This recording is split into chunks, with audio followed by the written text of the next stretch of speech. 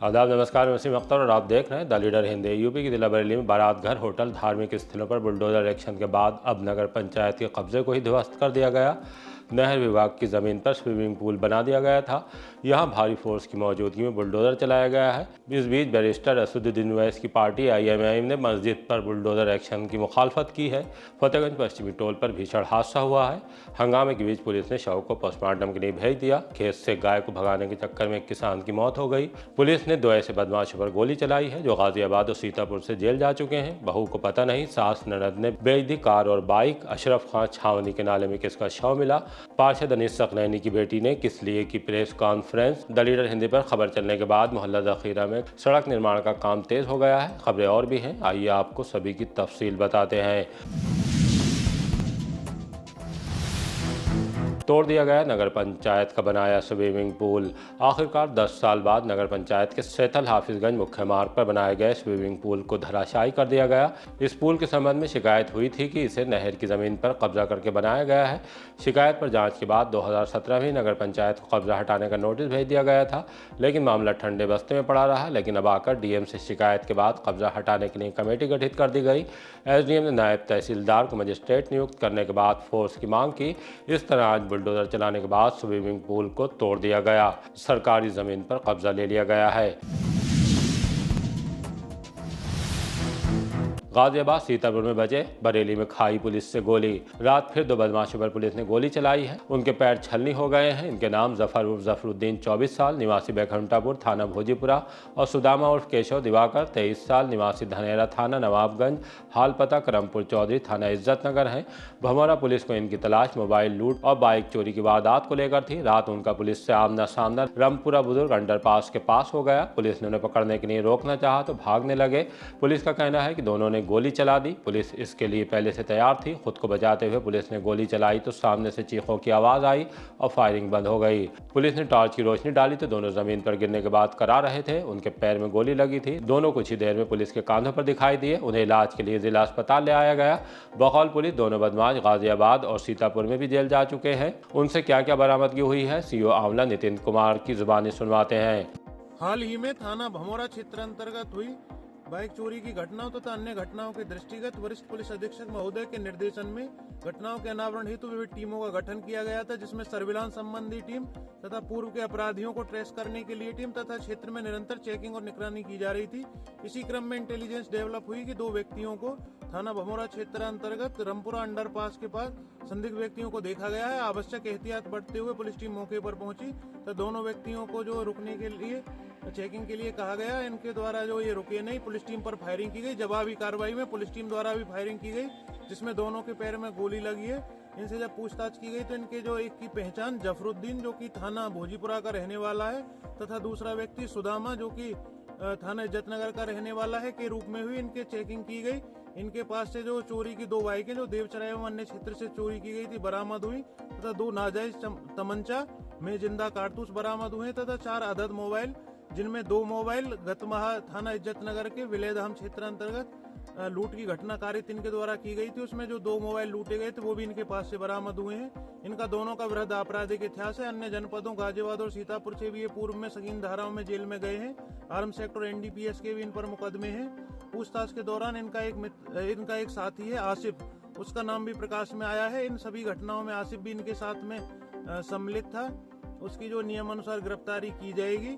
इनके विरुद्ध आपराधिक इतिहास के आधार पर भविष्य में भी कठोरतम कार्रवाई अमल में लाई जाएगी। कन्हैया गुलाटी की ठगी का एक और मामला।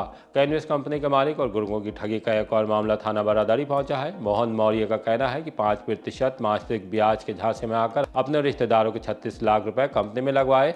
कुछ माह तक ब्याज मिला भी, उसके बाद बंद हो गया। रकम भी वापस नहीं की गई। लोन पर एक महिंद्रा कार भी दिलाई गई थी। उसकी मासिक किस्त 23,500 रुपए है। उसे लेकर कंपनी लगातार दबाव बना रही है। पैसा गंवाने वाले सभी मानसिक और आर्थिक तौर पर बेहद परेशान हैं। पुलिस से कार्रवाई की मांग की है। मस्जिद पर बुलडोजर एक्शन, AIMIM का विरोध। ऑल इंडिया मजलिस इत्तेहादुल मुस्लिमीन ने पिपरिया की मस्जिद पर बुलडोजर एक्शन की मुखालफत की है। कलेक्ट्रेट पहुंचकर विरोध दर्ज कराया गया। DM की मार्फत ज्ञापन राज्यपाल को भेजा है। प्रदेश महासचिव नदीम कुरैशी का कहना है कि मस्जिद पर बुलडोजर चलाने के खिलाफ जुमे के दिन काली पट्टियां बांध कर विरोध दर्ज कराया जाएगा। देखिए, आज हम लोग बरेली जनपद के जिलाधिकारी के माध्यम से प्रदेश के मुख्यमंत्री माननीय श्री योगी आदित्यनाथ जी को एक ज्ञापन सौंपने आए हैं। उस ज्ञापन के माध्यम से हमारी मांगे ये है मजलिस इत्तेहादुल मुस्लिमीन की, AIMIM की, कि प्रदेश भर के अंदर लगातार जो मस्जिदों पे और मज़ारों पे और जो हमारी इबादत गाहों पे बिल्डोजर चल रहे हैं उन पे रोक लगाई जाए। क्योंकि जैसा हाल ही में आपको जानकारी मिली होगी कि बरेली जनपद के भोजीपुरा में जिस तरह से 2 दिन पहले मस्जिद के ऊपर जो बिल्डोजर चलाया गया, जो बिल्डोजर की कार्रवाई की गई, वो सरासर निंदनीय है। क्योंकि उस गांव के अंदर 50 साल पुरानी वो मस्जिद थी। अगर माननीय न्यायालय में वो केस चल रहा था और माननीय न्यायालय से जो भी आदेश वहां मस्जिद कमेटी को मिला था, तो कम से कम उस मस्जिद कमेटी को आगे जाने का मौका दिया होता। प्रदेश के अंदर लगातार मुस्लिम समाज का और मुस्लिम समुदाय के लोगों का उत्पीड़न किया जा रहा है। माननीय मुख्यमंत्री जी से हम यही आग्रह करेंगे कि अब ये सब चीजें बंद की जाए। बहुत हुआ, अब किसी भी हाल में हमारे समाज के लोग, हमारे समुदाय के लोग इस तरह की किसी भी चीज को बर्दाश्त नहीं करेंगे। और आने वाले वक्त में मैं ये कहूंगा तमाम प्रदेश के लोगों से, आने वाले जुमे में हम लोग उनका विरोध करेंगे और हाथ में काली पट्टी बांध के जुमे की नमाज पढ़ने जाएंगे। इस दौरान AIMIM के जिलाध्यक्ष मोहम्मद असलम, एडवोकेट वगैरह भी मौजूद रहे। टोल पर भीषण हादसे में कर्मचारी की मौत।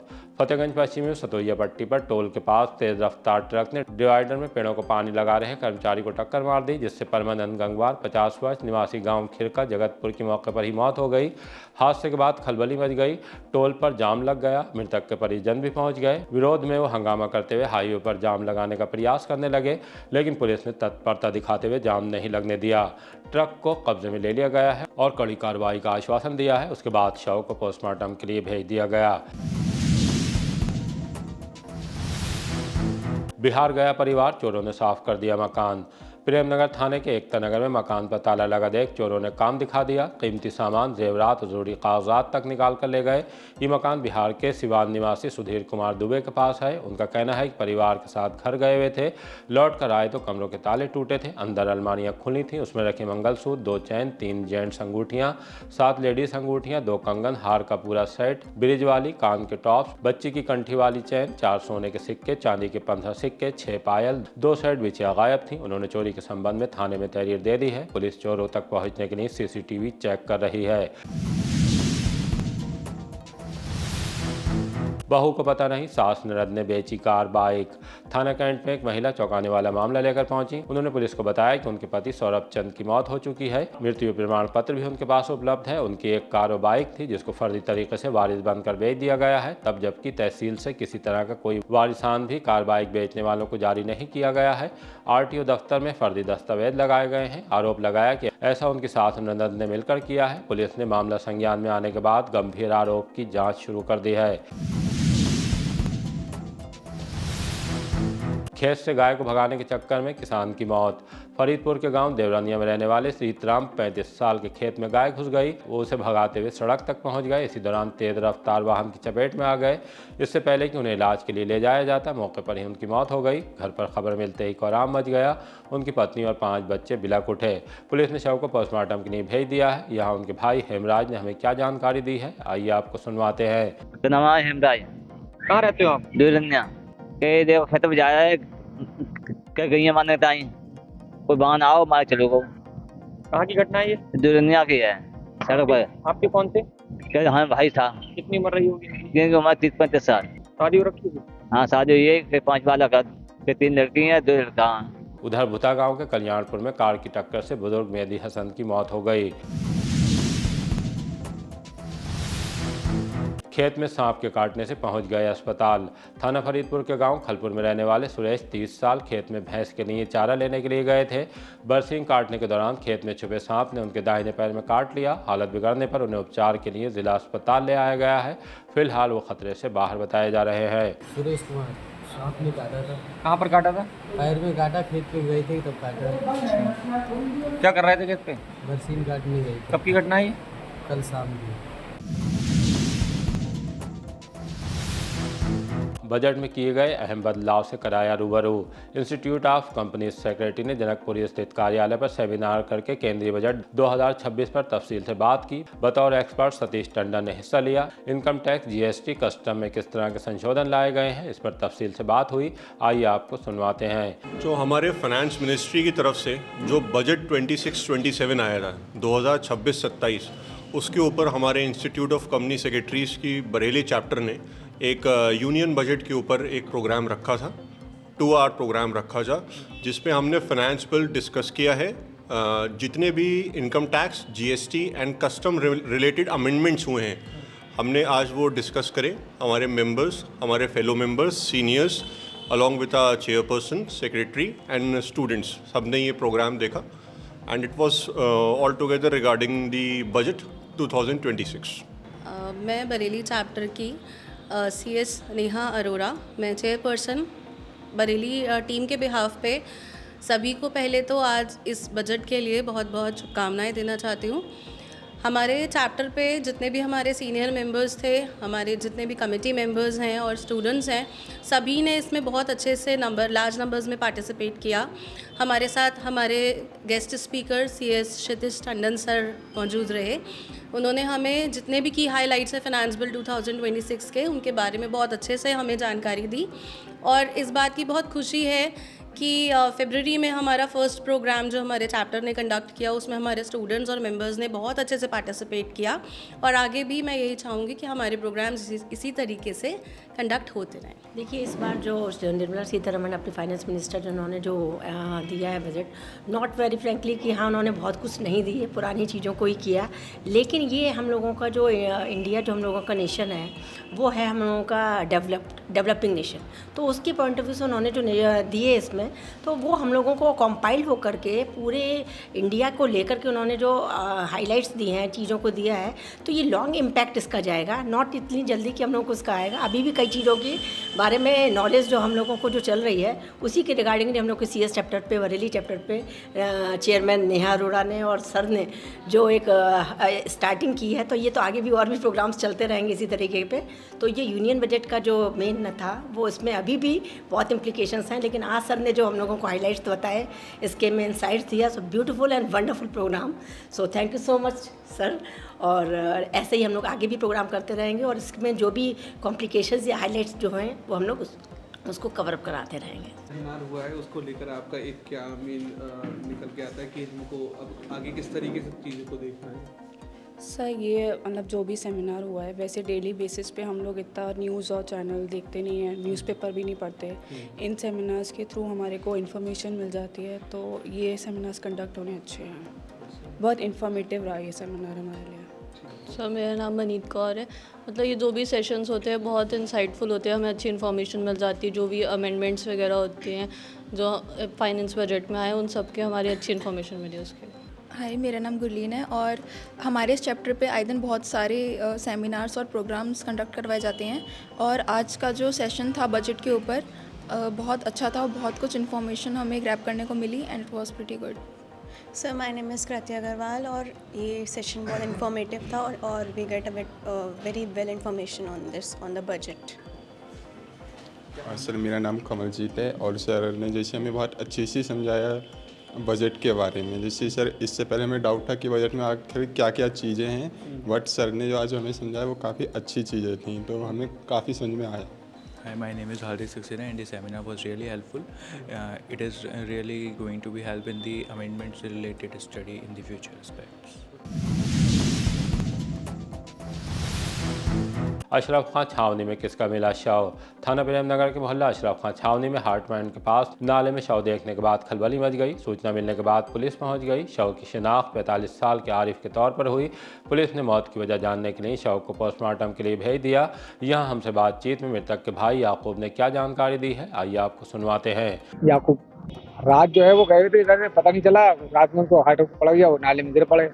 रात में हम लोग को पता नहीं चला किस वक्त क्या हुआ। सुबह को बॉडी मिली उसमें। ये कैसे पता लगा इन्हें हार्ट ही पड़ा है? और हार्ट के मरीज से कितनी उम्र रही होगी भाई? 45 साल। क्या करते हो? पेंट्री है काम। कब घर से निकले थे? कल 8 बजे निकले सुबह में, शाम के टाइम। हादसे की जानकारी कब हुई? सुबह में मिली 8 बजे। क्या बताया था लोग बताया तुम्हारे भाई वहाँ पड़े हुए नाले में। क्या करने गए थे? मैं बैठ कर खड़ी हुई ना दिल पे, तो बैठ कर लिंटर के पास, लिंटर के बराबर में नाला था पड़ा हुआ, मुझे चक्कर खा गिर पड़े। किस जगह बॉडी मिली? हाइडमैन स्कूल के पास। परिवार में 2 लड़के हैं उनके। द लीडर पर खबर के बाद जखीरा में काम तेज। किला के मोहल्ला जखीरा में सड़क खोदने के बाद सीवर लाइन डालने का काम चल रहा है। मेन रोड पर खुदाई करके छोड़ दी गई है, वहां से निकलना दुश्वार है। हमने गुजरे दिन बाशिंदों के अनुरोध पर वहां पहुंचकर स्थिति का जायजा लिया।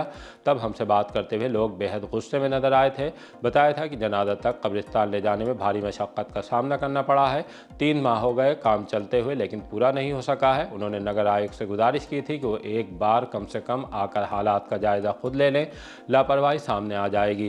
खैर नगर आयुक्त तो नहीं पहुंचे, लेकिन आज काम तेज हो गया। मोहल्ले से हमें लोगों ने वीडियो भेजकर बताया कि ठेकेदार ने काम तेज करते हुए लेबर बढ़ा दी है। आइए आपको कल और आज का वीडियो दिखाते हैं। ये किला का वो एक क्षेत्र है जहाँ पर आप देख सकते हैं कि रोड का निर्माण चल रहा है, लेकिन ये काफ़ी धीमी गति से चल रहा है, ऐसा यहाँ के लोगों का कहना है। और उसके बाद यहाँ से निकलने के लिए लोगों को कड़ी मशक्क़त का सामना करना पड़ रहा है। लोग काफ़ी परेशान हैं। उनका कहना है कि साफ तौर पर इसका जल्द से जल्द निर्माण कराया जाए, जिससे कि लोगों को ऐसे निकलने में परेशानी ना हो। 1.5 महीने से पिछले 1 या 2 लेबर ही लगी हुई थी। कल द लीडर हिंदी के कवर करने के बाद आज करीब 7 से 8 लेबर जो है काम कर रही है। दूसरे दिन ही रेस्पॉन्स आ गया फौरन, इंस्टेंटली। वरना आपको रोज़ 2 लेबर दिखती थी जो टुक टुक टुक टुक करके अपना काम कर रही थी। खेतों के बीच पकड़ा पुलिस ने अफीम तस्कर। थाना सिरौली पुलिस ने मुखबिर की सूचना पर ग्राम खेलम में खेतों पर जाने वाले रास्ते से 490 ग्राम अफीम के साथ राजू पुत्र अंगनलाल निवासी अंजनी को गिरफ्तार किया है। पुलिस ने उसके खिलाफ NDPS एक्ट में मुकदमा दर्ज करने के बाद कोर्ट में पेश किया, जहां से उसे जेल भेज दिया गया है। सिरौली पुलिस ने केसरपुर मार्ग से चोरी के उड़द के साथ जयपाल सिंह निवासी पलथा को गिरफ्तार किया है। उससे करीब 52 किलो उड़द 2 कट्टों में बरामद हुए हैं। प्रेमनगर पुलिस ने कोर्ट के वारंट पर एक हिस्ट्री शीटर को गिरफ्तार किया है। पुलिस ने बताया कि उसका नाम लालू उर्फ कासिम उर्फ भैया है, रहने वाला फैयाज बिल्डिंग बांध खाना का है। पार्षद की बेटी ने लगाया फंसाने का इल्ज़ाम। बरेली के बवाल में जेल भेजे गए चक महमूद के पार्षद अनीस सकलैनी की बेटी इल्मा सकलैनी ने प्रेस कॉन्फ्रेंस करके पूर्व पार्षद अंजुम फिरदौस पर झूठा मुकदमा लिखाकर फंसाने का आरोप लगाया है। कहा है कि 2 जनवरी को थाना बारादरी में दर्ज किए गए मुकदमे के संबंध में CCTV चेक कर लिए जाएं, सच सामने आ जाएगा। भाई और मम्मी की नामजदगी गलत है। मेरा नाम इल्मा है। फर्जी मुकदमा मेरी मम्मी और मेरे भाई के ऊपर कराया गया और मुझे मेरी जान का खतरा है। मेरे पिताजी एक पार्षद है जो हाल ही में अभी जो दंगा हुआ था उसमें गिरफ्तार हो चुके हैं, वो जेल में है। क्या नाम उनका? अनीस सकलैनी नाम है उनका। और जो ये फर्जी मुकदमा पंजीकृत कराया गया है, ये अंजुम फिरदौस और उसका भाई आफ्ताब के थ्रू पंजीकृत हुआ है, जिसका वो बेबुनियाद है। उसका कोई एविडेंस, कोई फुटेज, बिना फुटेज के ये मुकदमा लिख लिया गया। हमारी शासन और प्रशासन से यही गुहार है कि हमारे इस चीज़ में जांच कराई जाए।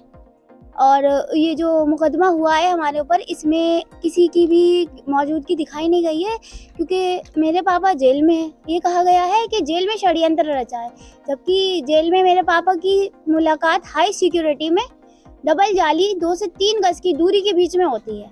और जब उनसे मुलाकात करी जाती है तो LIO के सामने होती है। 5 से 6 मिनट होती है लगभग। इतनी देर में कोई कैसे षड्यंत्र रच सकता है?